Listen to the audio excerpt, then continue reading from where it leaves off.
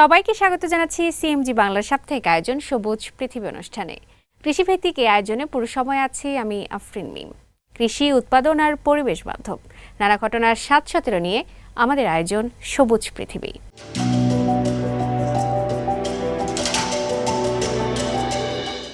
চা পাতা তোলা থেকে শুরু করে ভাজা, শুকনো, এমনকি কেক আকারে প্রস্তুত করা সব কাজেই এবার মানুষের পাশে কাজ করছে মানব সদৃশ রোবট।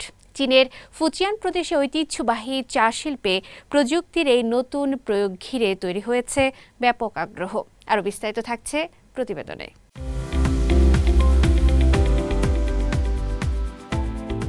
চীনের ফুজিয়ান প্রদেশের ফুতিং শহর, যেখানে সবুজে ঘেরা পাহাড় আর চা বাগানের সমারোহ। পাহাড়ের ঢালে ঝুড়ি আর মাথায় মাথাল পরে নিপুণ হাতে চা পাতা সংগ্রহ করছে একদল রোবট। মানুষের আদলে তৈরি এআই বা কৃত্রিম বুদ্ধিমত্তা সম্পন্ন এই রোবটগুলো এখন ফুতিংয়ের চা বাগানের নতুন আকর্ষণ, যারা হুবহু মানুষের মতোই কচি এবং মানসম্মত চা পাতা বেছে নিতে দক্ষ। এক সপ্তাহের বিশেষ প্রশিক্ষণের পর বাস্তব পরিবেশে প্রথমবারের মতো নিজেদের দক্ষতা যাচাই করছে তারা। কাজের সময় নানা ধরনের সমস্যার মুখোমুখি হলেও শেষ পর্যন্ত নির্ধারিত দায়িত্ব সম্পন্ন করতে সক্ষম হয় রোবটগুলো। পাহাড়ি পথে চা পরিবহনের মাধ্যমে উন্নত হয়েছে তাদের চলাচল নিয়ন্ত্রণ ক্ষমতা। অন্যদিকে চা ভাজার সময় তাপমাত্রা নিয়ন্ত্রণে ব্যবহার করা হয়েছে রিয়েল টাইম থার্মাল ইমেজিং প্রযুক্তি। বাস্তব পরিবেশে এই চ্যালেঞ্জ আমাদের রোবটগুলোর প্রশিক্ষণকে আরও সমৃদ্ধ করেছে। আমরা দেখেছি ভবিষ্যতে দক্ষ রোবোটিক খাতের আরও অনেক সম্ভাবনা রয়েছে, তবে এখনও অনেক উন্নতির সুযোগ আছে, যেগুলো আমরা ধারাবাহিকভাবে উন্নত করার চেষ্টা করছি।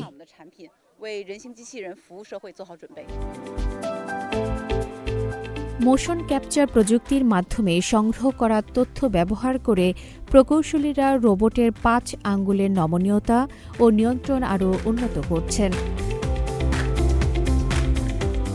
ঐতিহ্যবাহী চা শিল্পেও এই প্রযুক্তি নতুন সম্ভাবনার ইঙ্গিত দিচ্ছে। বিশেষ করে শ্রমিক সংকট মোকাবিলায় মানব সদৃশ রোবট কার্যকর ভূমিকা রাখতে পারে বলে মনে করছেন সংশ্লিষ্টরা। রোবটের সঙ্গে প্রথমবার চা তৈরি করলাম, যা সত্যিই নতুন অভিজ্ঞতা। এখনও কিছু সীমাবদ্ধতা আছে, তবে ভবিষ্যতে এগুলো আরও উন্নত হবে বলে আমরা বিশ্বাস করি। এই চা তৈরির চ্যালেঞ্জটি ছিল ২০২৬ সালের বিশ্ব মানব সদৃশ রোবট গেমস প্রচারণার প্রথম ধাপ। বিভিন্ন আঞ্চলিক বৈশিষ্ট্যের কাজের মাধ্যমে রোবটগুলোর পরিবেশের সঙ্গে মানিয়ে নেওয়া, স্বয়ংক্রিয়ভাবে কাজ করা এবং ব্যবহারিক দক্ষতা যাচাই করা হচ্ছে। আগামী ২২ থেকে ২৬ আগস্ট বেইজিংয়ে অনুষ্ঠিত হবে দ্বিতীয় বিশ্ব মানব সদৃশ রোবট গেমস। সেখানে ৩০টিরও বেশি প্রতিযোগিতার মাধ্যমে তুলে ধরা হবে রোবট প্রযুক্তির সর্বশেষ অগ্রগতি। ঐতিহ্যবাহী শিল্প আর আধুনিক প্রযুক্তির এই মেলবন্ধন দেখাচ্ছে ভবিষ্যতের কাজের জগৎ কতটা বদলে যেতে পারে। আফরিন মিম, সিএমজি বাংলা।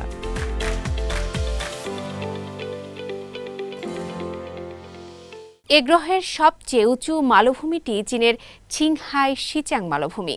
এমন রুক্ষ পাথুরে অঞ্চলে সবুজের ভাবনা স্বপ্নের মতোই বটে, যেখানে উদ্ভিদের টিকে থাকা খুবই কঠিন। সেখানে রীতিমতো ফল উৎপাদনের চিন্তা তো কল্পনাতীত, কিন্তু সেই স্বপ্ন ও কল্পনা নিয়ে কৃষি সক্ষমতাকে চ্যালেঞ্জের মুখে নিয়েছেন দক্ষিণ পশ্চিম চীনের শিচাং স্বায়ত্তশাসিত অঞ্চলের গবেষকরা। দেখে আসি সাকিব সিকান্দারের প্রতিবেদনে।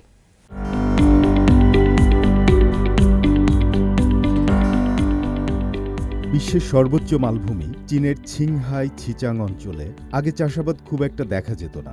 তবে এখানে নানা ধরনের ফল চাষে কৃষির সীমা প্রসারিত করতে আধুনিক প্রযুক্তি ব্যবহার করছেন দক্ষিণ পশ্চিম চীনের সিচাং স্বায়ত্তশাসিত অঞ্চলের গবেষকরা। সমুদ্রপৃষ্ঠ থেকে ৩৬০০ মিটার উচ্চতায় অবস্থিত সিচাংয়ের রাজধানী লাসাই সিচাং কৃষি ও পশুপালন বিজ্ঞান একাডেমি গ্রিনহাউস নির্মাণ করেছে। সেখানে আঙ্গুরের 60টি জাতের পরীক্ষামূলক চাষ করা হয়েছে।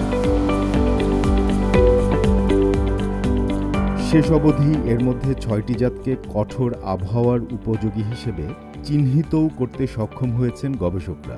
এখানে বরং ফলের স্বাদ যেন আরও বেড়ে গেছে। এখানকার তীব্র সূর্যালোক এবং দিনরাতের তাপমাত্রার বড় পার্থক্যের কারণে আমাদের আঙ্গুর আরও মিষ্টি হয়। উপযুক্ত পরিবর্তন আনা হলে উপ-উষ্ণমণ্ডলীয় কফি গাছও এই মালভূমিতে জন্মাতে পারে। কফি বীজকে সুরক্ষা দিতে আমরা ছায়া জাল ব্যবহার করি এবং গ্রিনহাউসের ভেতরের আর্দ্রতা বাড়িয়ে রাখি। একাডেমির কর্মীরা জানান, রাতে তাপমাত্রা হিমাঙ্কের কাছাকাছি নেমে এলে গ্রিনহাউসগুলো অতিরিক্ত তাপরোধী স্তর দিয়ে ঢেকে দেওয়া হয়, যাতে ভেতরের তাপমাত্রা 8 ডিগ্রি সেলসিয়াসের ওপরে থাকে। গবেষকরা আরও জানান, স্থানীয় মানুষ যাতে উচ্চ পরিবহন ব্যয় ছাড়াই তাজা ফল এমনকি তাজা মাছও পেতে পারেন, সেজন্য উৎপাদন সম্প্রসারণে স্থানীয় কোম্পানিগুলোর সঙ্গে কাজ করার পরিকল্পনা রয়েছে। সাকিব সিকান্দার, সিএমজি বাংলা।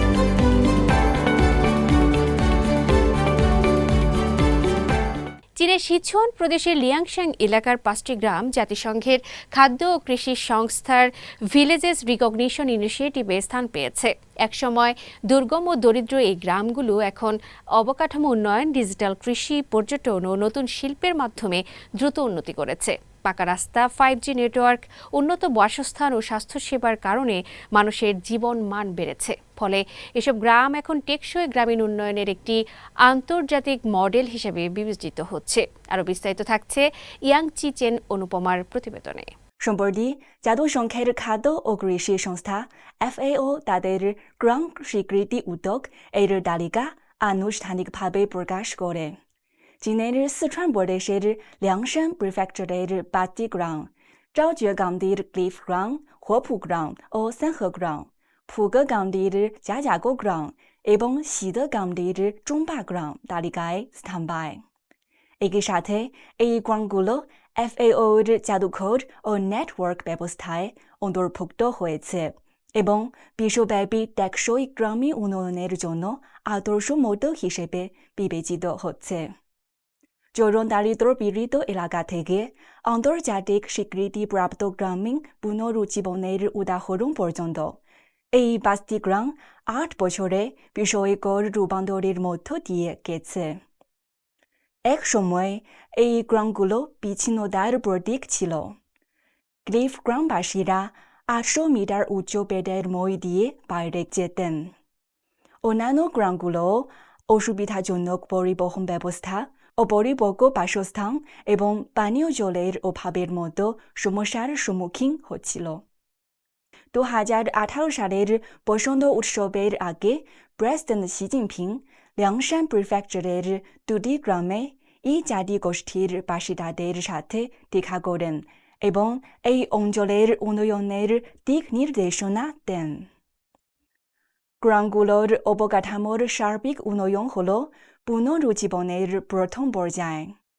অতীতে পাহাড়ি রাস্তাগুলি ছিল সরু কাঁচা রাস্তা, কিন্তু এখন 5টি গ্রামের প্রতিটি বাড়ি সংযোগকারী পাকা রাস্তা নির্মিত হয়েছে।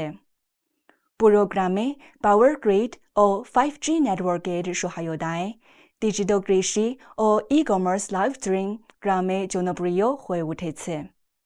বাসস্থানের সংস্কারে এই জাতিগোষ্ঠীর বৈশিষ্ট্য সংরক্ষিত হয়েছে।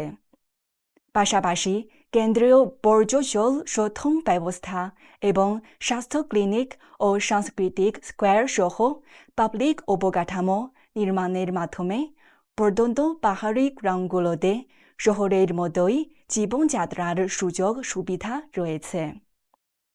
গ্রামগুলোর ভিত্তির উপর সৃষ্ট বিভিন্ন শিল্প গ্রামবাসীদের সমৃদ্ধ হওয়ার সুযোগ দেয়। সানহে গ্রামে শস্য রোপণ, গবাদি পশু ও হাঁস মুরগির পালন এবং হোটেল নির্মাণ বাসিন্দাদের স্থিতিশীল আয়ের উৎস। হোপু গ্রাম গ্রিনহাউস সবজি, ব্লুবেরি এবং ফটোভোলটাইক বিদ্যুতের উৎপাদন সহ বৈচিত্র্যময় 5টি শিল্প লালন করে। ক্লিফ গ্রামের বাসিন্দারা গান দিতে চলে গেলে তাদের প্রাক্তন আবাসভূমি একটি পর্যটন এলাকায় রূপান্তরিত হয়। জাজাগো গ্রাম ও চম্পা সম্প্রদায় স্মার্ট শিল্প পার্কের মাধ্যমে অনুর্বর ভূমিকে সম্পদে রূপান্তর করেছে।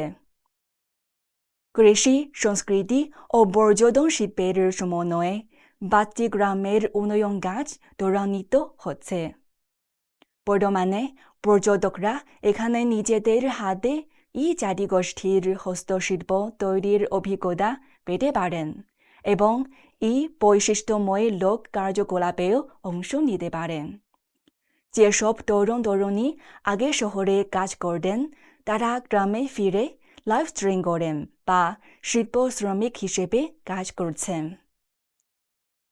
পেটের মই থেকে স্থিরের মই পর্যন্ত, যৌন দারিদ্র থেকে আন্তর্জাতিক মডেল পর্যন্ত, ল্যাংশান এর গ্রামগুলোর বড় পরিবর্তন চীনের গ্রামীণ পুনরুজ্জীবনের জীবন্ত ক্ষুদ্র প্রতিচ্ছবি।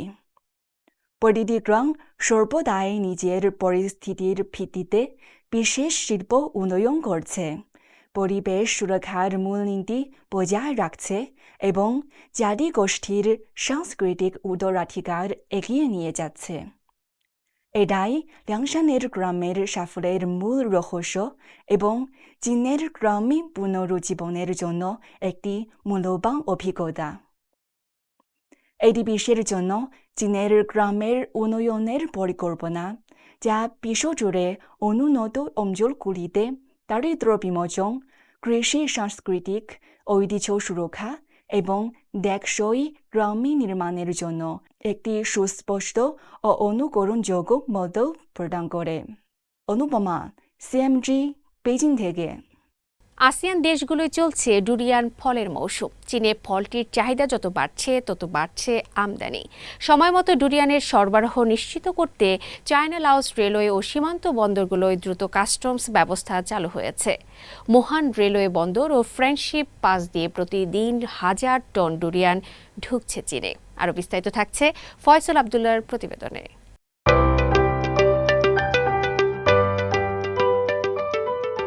আসিয়ান দেশগুলো থেকে ডুরিয়ানের সরবরাহ নিশ্চিত করতে দক্ষিণ চীনের কাস্টমস ও রেল কর্তৃপক্ষ নিয়েছে বিশেষ ব্যবস্থা। এতে তাজা এই মৌসুমি ফল দ্রুত বাজারে পৌঁছাচ্ছে এবং দামও তুলনামূলকভাবে কমেছে। চীন ও দক্ষিণ পূর্ব এশিয়ার মধ্যে সংযোগকারী সোনালী করিডোর নামে পরিচিত চায়না লাওস রেলওয়ে এখন ডুরিয়ান আমদানিতে গুরুত্বপূর্ণ ভূমিকা রাখছে।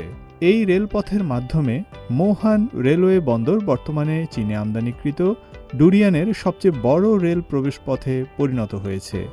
আগে যেখানে কাস্টমস ছাড়পত্র পেতে 4 থেকে 5 ঘন্টা লাগত, এখন তা কমে 2 থেকে 4 ঘন্টায় নেমে এসেছে।